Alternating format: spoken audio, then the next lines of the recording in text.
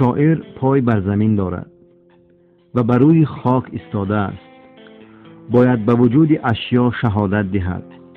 اگر او طبیعت دیار خود را دوست ندارد، آب و خاک، گل و خار، پرواز مرغان، پر ابرهای سبکسیر روستای خیش را شاعرانه نبیند، زبان جماد و نبات را نداند، فرهنگ بزرگ ملت خیش را دوست ندارد و داور گذشته و بیننده حال و پیشگوی آیندهش نباشد، او را هیچگاه شاعر گفتن جایز نیست.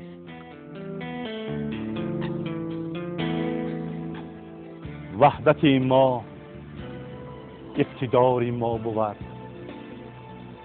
کشور ما افتخار ما بود، سروری آینده ساز و نیک دین، پشتیبان و راهنمای ما بود. لوای صلح و وحدت پرفشان باد، نوای و ساز وحدت جاویدان باد. صوت و ساز زندگانی وحدت است، شوق و شور و کامرانی وحدت است. تا ابد پاینده بادا این مکان، جاویدانا جاویدانی وحدت است. لوای صلح و وحدت پرفشان باد، نوای و ساز وحدت جاویدان باد. شاعر مسئولیت بزرگ تاریخی را بر دوش می‌کشد. از پستی و ضلالت همیشه تنفر دارد و چشم به سوی آفتاب، سوی روشنی، سوی نیکی بزرگ دارد. نظام‌الدین دولتزاده شاعری آگاه است که سالیان دراز در زمین نظم دانه‌های شعر ناب می‌کارد تا نهال رسته شعرش دلربا و پرگل به نظر رسند زحمت می‌کشد. البته در این کشتگاه مقدس زحمت خاراشکن باید تا نهال شعر حقیقی سبز شود و به بار آید. رسالت ادیب، رسالت شعر، این جامعه را، انسانیت را به سوی نور، به سوی روشنی، از ظلمات به سوی نور و روشنی هدایت نمودن است. و شعر باید در دل و در دیده جا بگیرد، چون که جامعه را به سوی صلح، به سوی آبادکاری، به سوی آموزش علم و دانش، کودکان و نسل نورس را به حرمت استاد و پدر و مادر به سوی آموزش طبیعت خود روانه کردن است. و اگر شاعر یعنی که در دل خواننده، در دل جوانان و در دل جامعه جای بگیرد، شاعر موفق می شود و اشعار او را مطالعه می نمایند و به آینده ها، به نسل آینده نیز این ایجادیات باقی می ماند. نظام‌الدین دولتزاده یکی از آن ادیبان است که از میدان هنر به میدان ادبیات داخل شدند. در آخر سالهای 80 چکیده‌های نخستین قلمشان در مطبوعات دوره، در صحیفه‌های مطبوعات دوره پیدا شدند و دسترس خواننده گشتند. بعد همکاریش با استادان سخن، به خصوص با شاعر خلقی تاجیکستان برنده جایزه دولتی به نام عبدالله رودکی، استاد شادروان رضا فیضعلی آغاز گردید و آن کس همکاری کردند و درس شعر آموختند و خود را تکمیل دادند و تا به یک اندازه به موفقیت‌ها نایل گشتند. نظام‌الدین دولتزاده را من سالهای زیاد است میشناسم، چون که ما هر دو ختم کرده یک دانشگاه، یک فاکولته، یک شعبه، یعنی شعبه اکتور دراما و کینو هستیم و نمیدونم شاید این خوشبختی باشد که دولتزاده راه خود کمتر تغییر داد و به سینما نرفت و تئاتر نرفت و یعنی راهی نوشتن دراما، نوشتن شعر یا اینکه حکایه را پیش گرفت و به طرز دیگر بگیم نویسنده و شاعر شد. محض با رهبری نظام الدین دولتزاده این سهم در شعبه فرهنگ شهر وحدت قوت گرفت و امروزها قریب که در همه خانه‌های مدنیت، جماعت‌های دهات، محفل‌ها، ملاقات‌ها، مشورت‌های سودمند سازمان داده می‌شوند و برگزار می‌گردند که در آن قشرهای گوناگون جامعه سرجم آمده. البته از سیاست واقع بینانه و نیک بینانه دولت و حکومت جمهوری، خاصتا آن دستورهای هدایتی که از جانب اساسگذار صلح و وحدت ملی، پیشوای ملت، پرزیدنت جمهوری تاجیکستان محترم امالی رحمان در سمت فرهنگ البته راه اندازی می‌گردند، در این محفل و ملاقات‌ها بهر مردم رسانیده می‌شوند.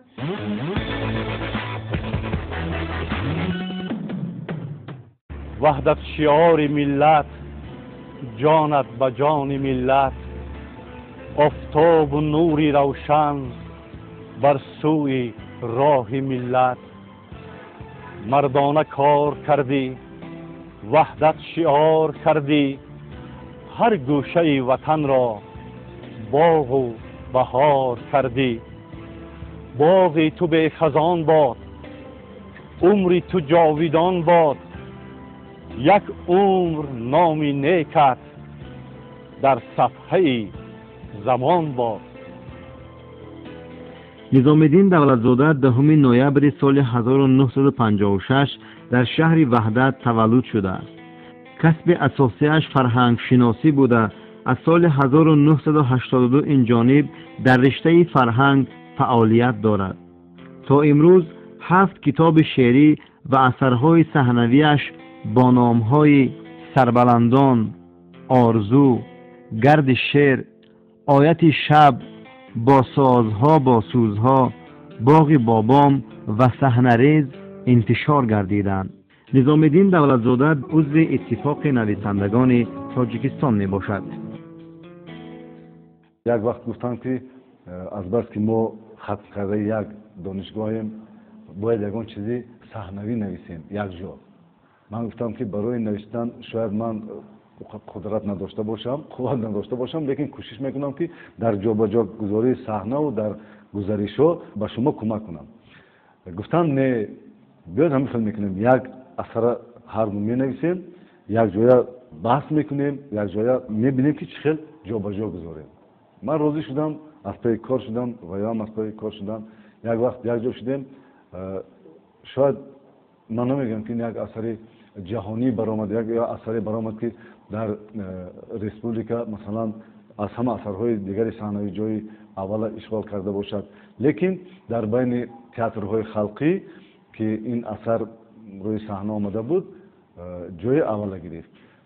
شاید باز میگم که همین یک دانشگاه وای کردگی ما باشد، یک جای ختم کردگی باشد که همین چیز توانست او صحنه‌ای که نوشته آوردن ایشان، او صحنه‌ای که من نوشتم همین خیلی پیهم چیندیم و یگون علاوه و مثلا کم کردن نبود در وای. همچون شاعر و ادیب در سراپای ایجادیات این اشعاری شناخته که مردم علیه اعتراف کردن، میشناسن، مجموعه های اشعارشان چاپ گردیده است. موضوع وطن دوستی، سرجمی دیار، به هم آمدن تمامی طبقه های جامعه در جای اول می ایستد. هر باری که از نزد مرکز شهر میگذشتم 2 مثل شعر دولتزاده با حرفای زیبا ثبت شده بود و گمان میکنم که همون یک شعار گردیده بود برای مردم شهر وحدت که گفتن بیایید ای عزیزان جمع باشیم، برای یکدیگر چون شمع باشیم. سال روان یک سلسله واخوری و صحبت ها را با جوانان گذرانیدیم که و 20 سالگی وحدت بخشیده شده بود و محتوای تمام چاره‌بینی ها و واخوری ها این سازندگی جوانان را هدایت نمودن به سوی دانش آموزی، هنر آموزی و در انتها آبادی و آسایشتگی کشور است. و ما جوانان را به سوی آبادی و سازندگی علم آموزی دعوت نموده فردا این کشور عزیز را سرزمینی سرسبز خود را به دست جوانان میسپاریم و آنها نیز چون نیاگان خود باید که در صف آبادی های کشور خود باشند. الهام این شاعر خوش‌ظرف از دریای روان و جاودانه نظم نیاگان شاداب گردیده. دولتزاده در شعرهایش با محبت از خدمت و همت سرچشمه‌داران نظم تاجیک یادآور شده تأکید می‌دارد که او از اشعار دلانگیز گذشتگان الهام می‌گیرد. ملک سخن مسخر استاد رودکی، شهر سخن منور استاد رودکی، شأنی که مشکل است به خاطر رسیدنش، از لطف حق میسر استاد رودکی. هر معنی که عقل در او مات می شود، در شعر روح پروری استاد رودکی. داور جز از هنر نتوان انتخاب کرد، اشعار خوب داوری استاد رودکی. در منبری بلند توان شعر عشق خواند، شعری بلند منبری استاد رودکی. هر جا که شاعر است از او یاد می کند، سلطان نظم چاکر استاد رودکی. مردانه عشق باختن و شعر ساختن، خاص دلی دلاوری استاد رودکی. امروز در عرفه جشن پرشکوه 20 سالگی وحدت ملی قرار داریم و باعث سرفرازی و خوشنودی است که این جشن با قرار حکومت جمهوری تاجیکستان تحت رقم 383 در شهر وحدت جشن گرفته می شود. برای ما از یک جانب اگر این یک بخت بلند طالع بلند باشد، از جانب دیگر مسئولیت بلندی را تقاضا می نماید که ما امروز مخصوصا این را شاعران و ادیبان باز خوبتر درک میکنند. از آن جمله نظام الدین دولتزاده نیست که مردم را به سرجمی، به یکدیگر فهمی، مردم را به اتحاد و همدلی تنها توسط آن همین گونه مثلها ما میتوانیم سرجم بیاریم. آسمان وحدت ما نور باران می شود، آسمان وحدت ما نور باران می شود.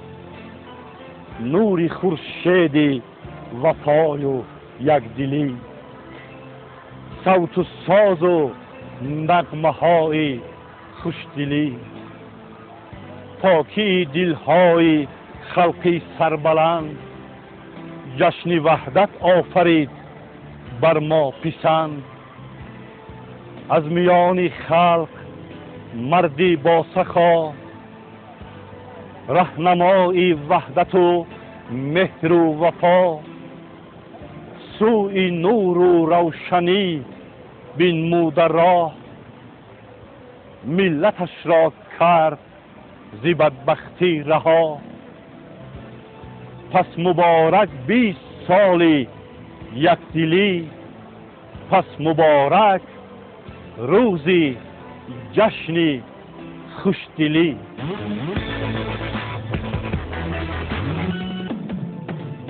نظام الدین دولتزاده علاقه توان خود بار شعر را میکشد.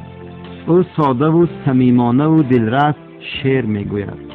سرایندگان و هوسکاران صنعت موسیقی از روی اخلاص و مهر چند شعر او را بر رشته آهن کشیده سراییدند. این گواهی آن است که شاعر به صنعت موسیقی هم توجه خاصه دارد. شعر و آهنگ با هم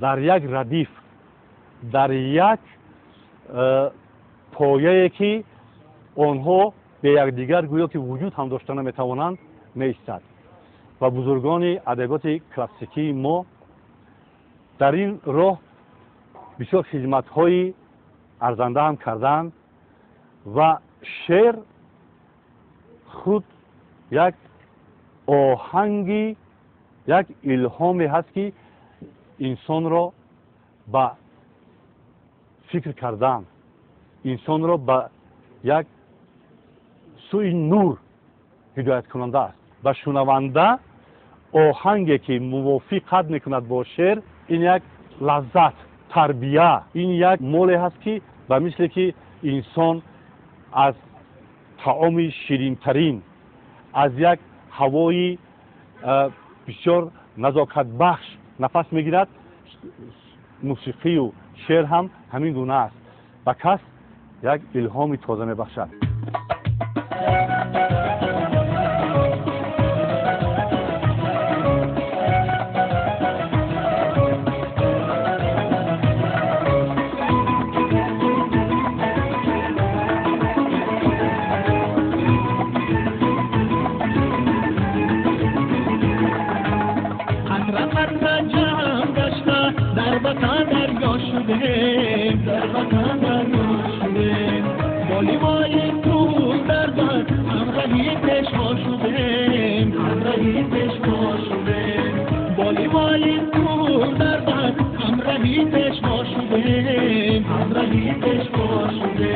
آبی دریای مراد ماست هر دیدم، آبی دریای مراد ماست هر دیدم، ملتی وحدش یارو مشهوری دنیا شده، مشهوری دنیا شده، ملتی وحدش یارو مشهوری دنیا شده، مشهوری دنیا شده.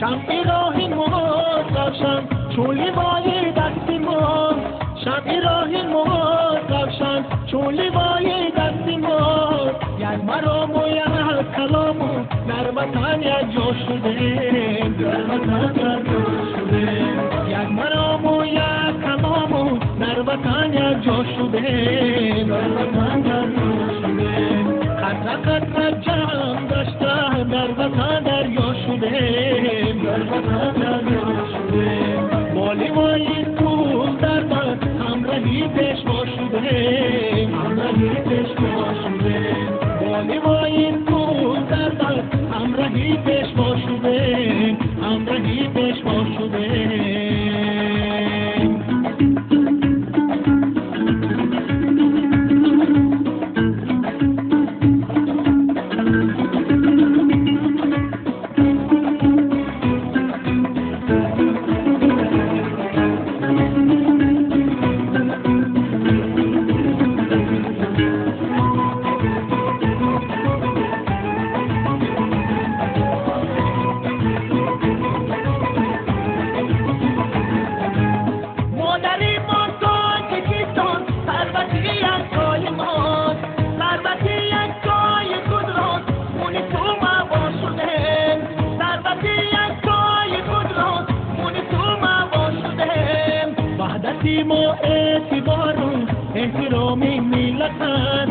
وحدتی ما اعتبارو احترامی ملت، بالیوای تو در من ما زنبه یا شده، ما زنبه یا شده، بالیوای تو در من ما زنبه یا شده، زنبه یا شده، قطره قطره جمع داشتن در وطن دریا شده، در وطن دریا شده، بالیوای تو در من همراهی پیشوا شده، همراهی پیشوا شده، بالیوای تو در من همراهی پیشوا شده، همراهی پیشوا شده، همراهی پیشوا شده، همراهی پیشوا شده، همراهی پیشوا شده.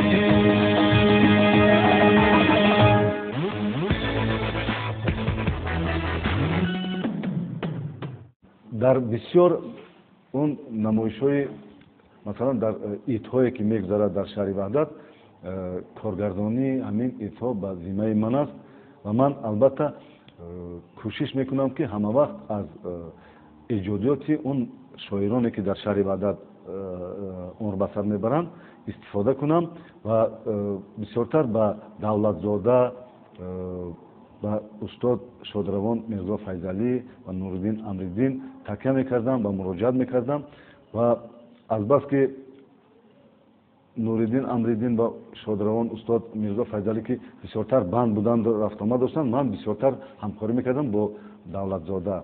درباره نوروز میگفتم که دولتزاده به من 4 مثال یا 2 مثال شعر درباره نوروز ایجاد میکنه که یگان جا در یگان جا خوانده نباشند گفته نباشند ایجاد میکردن، یا که در باره استقلالیت، در جشن استقلالیت یا در جشن وحدت یا در روز پرچم یا در روز ارتش ملی یا در روز زبان و همه وقت خواهش من به جا میارن و ایجاد میکنن.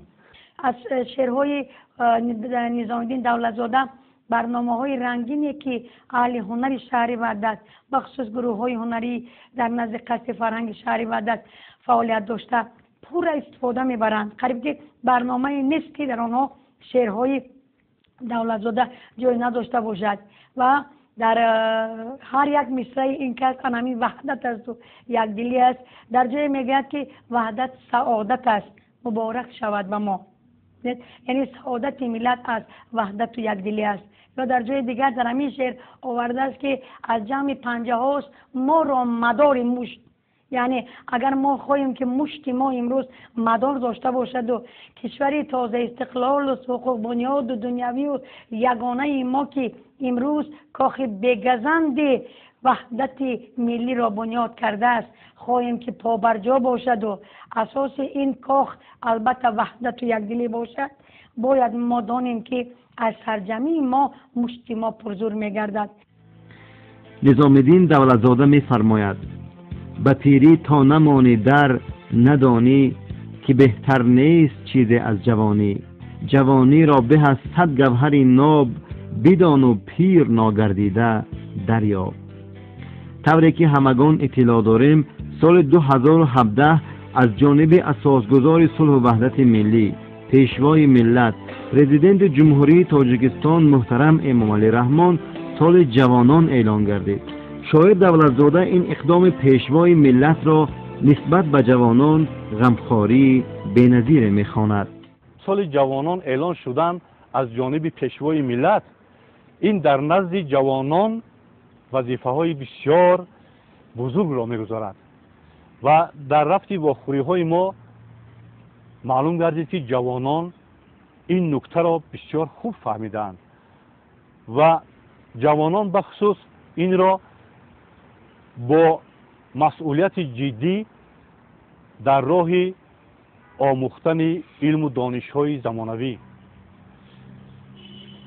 سازندگی و یعنی در عصر جهانی شوی علم و ملکه‌های مثال کاری جوانان خود را در راه این نوآوری و تکنولوژی نو و آموزش علم‌های زمانوی دیده ایستادند و باید آنها این مسئولیت را به دوش خود گرفته در پیشروی جمعیت خود، در فعالیت هر روزه خود، یعنی که در راه آبادی های کشور صرف نمایند و ما از جوانان کشور بسیار امید و آرزوهای بسیار کلان داریم.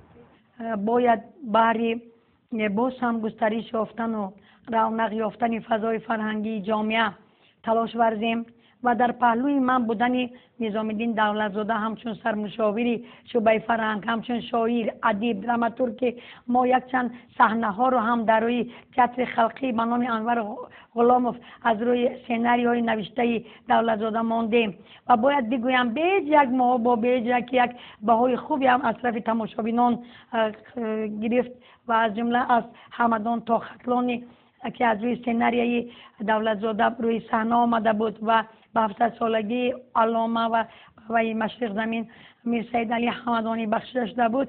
اینها یک چکامه هایند که میتوانند برای رونق فرهنگ در شهر وحدت زمینه گذارند.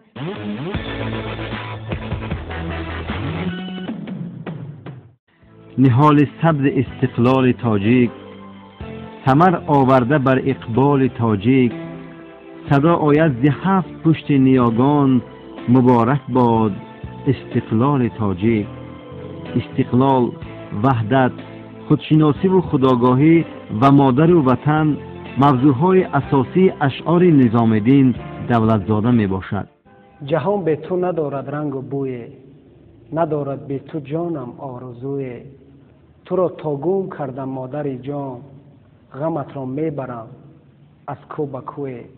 نظام‌الدین دولتزاده از دست دادن مادر را برای فرزند بار گران میداند و این آلیه بزرگ را سرچشمه زندگی و هستی ما را از وجود پاک او میشمارد. جای دیگر میفرماید بود تا آتش مهرت فروزان، بماند اختر و ماه درخشان. جهان تاریک باشد به وجودت، توی جان و جهانم مادری جان. واقعا هم در اشعار نظام‌الدین دولتزاده وصف مادر، وصف زن خیلی خوب تجسم یافته است. در حقیقت وحدت ملی ما در دوام این 20 سال راه 100 ساله را گویا که طی کرد. با آن خصوص که در دوام این 20 سال وحدت ملی چقدر آبادی ها، چقدر پیشروی ها در جمعیت ما به عمل آمدند و همه این میوه های وحدت است. همه این میوه های یکدلی و متحدی خلق بزرگ ما است. باید بگم که این روزها که ما در عرفه جشن وحدت ملی قرار داریم و موضوع اساسی که ما با امروز به اون بیشتر توجه داشته باشیم ادیبان خانکشان، این صلح و وحدت و پیشروی های جامعه می باشد و نظام‌الدین نیز در همین موضوع دست زده به پیشروی ها نایل گشته است و چند شعر او را ما انتخاباً گرفته در مجموعه های دست جمعی که ما با نام حدیثی وحدت و نشر رساندیم به همچون توفا و مهمانان جشن پیش کرده می شود، زیرا که جشن وحدت ملی تنتنای اساسیش در شهر ما برپا می گردد و باز کوشش میکنیم که شعرهای این کس را با واسطه خواننده ها در اون جشن استفاده بریم. کتاب زیادی نوشتند. ایجادیات ایشان بسیارتر پهلوهای، البته پهلوهای گوناگون زندگی را دارد، لیکن بسیارتر به صلح و وحدت و به استقلالیت و به همین چیزا روانه شده است. چند سال پیش حتی من وقتی که میگذاشتم از زمین را 2 مصرع شعرشان نوشته بود که خلق من از نور استقلال خود فخر دارد چون عقاب از بال خود. و از همون وقت من میگفتم که اینا بینید که درباره وحدت و درباره همین یکدلی و صلح نوشته های دولتزاده الکی جای نمایان خود یافته. ما ادیبان کوشش میکنیم که بخشیده به این جشن و دل خواننده خود مهر و محبت، دوستی، یکدلی، سازندگی را جای بگردانیم و اگر اثرهای ما در راه تربیه و معرفت جمعیت یگان ذره اگر جای گیرد، جایگزین باشد، ما خود را خوشبخت حس میکنیم. از آفتاب وحدت فیض و سخا بریزد، از آفتاب وحدت لطف و نوا بریزد. خورشید نصرت ما، افسوده قدرت ما، با نور جان سزایش مهر و وفا بریزد. چون آسمان کشور هم صاف و بی‌غبار است، چون آسمان کشور هم صاف و بی‌غبار است، از آن صفا بریزد، به انتها بریزد. وحدت شعار ما شد، وحدت شعار ما شد، وحدت بهار ما شد. بر خانه و در ما نوری خدا بریزد.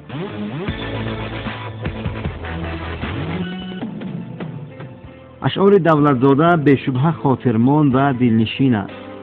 خواننده از مطالعه آن شخصی را در میابد که زندگی را با همه بیش و کمش دوست می‌دارد، نیکندیش است و انسانها را به صلح و صلاح، سازندگی و مهربانی، نکوکاری و احترام همدیگر دعوت می‌نماید که رسالت ایجادکار هم در واقع همین است. دوران استقلالیت دولتی جمهوری تاجیکستان در پیش هر یک شخص به خصوص ایجادکاران وظیفه‌های بزرگی را گذاشته است. استقلالیت خود یک دستاورد بزرگ است. این دستاورد بزرگ از همه ما مسئولیت بزرگ را طلب می‌کند.